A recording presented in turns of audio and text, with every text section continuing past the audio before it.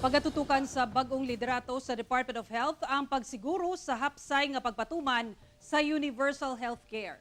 Samtang DOH Secretary Teodoro Herbosa, suportado kung dunay lakang alang sa taas sweldo sa nurses sa pribadong ospital. Ani report ni Argil Relator. Sa paglingkod sa bagong secretary sa Department of Health nga si Dr. Teodoro Herbosa, gilusad niini ang tagline ubos sa iyang pagdumala nga Healthy Pilipinas, bawat buhay mahalaga.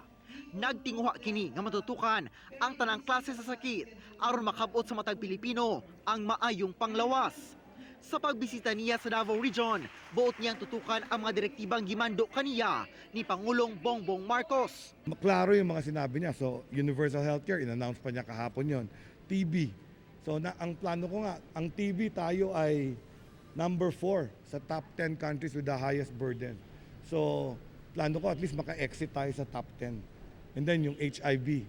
And then, of course, yung specialty centers and primary care. Aron hugtanong mapatuman ang universal healthcare. Doon na matupad siya giusab sa sistema sa Philippine Health Insurance Corporation kung PhilHealth, isip chairman of the board ni ini. Ang PhilHealth ang financier ng universal healthcare. At marami kaming tinalakay doon.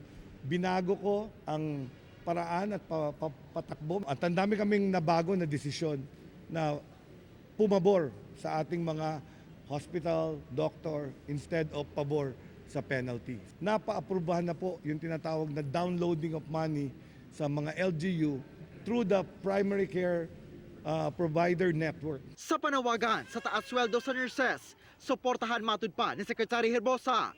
Ugaling dunay legislators nga magduso sa pagmugna og balaod, labot ni ini. Kung ikaw ay nagtatrabaho sa gobyerno, mataas na ang nurses salary. In fact, ang nurses salary sa gobyerno mas mataas sa private. Yan ang issue dyan. Yung mga nagtatrabaho sa private, gusto naman nila makatapat. Hindi DOH ang magbibigay niyan, legislation yan, batas. Pero i-advocate ko yan kasi I want our nurses to be paid well. Kauban si Leo Arcajes sa kamera.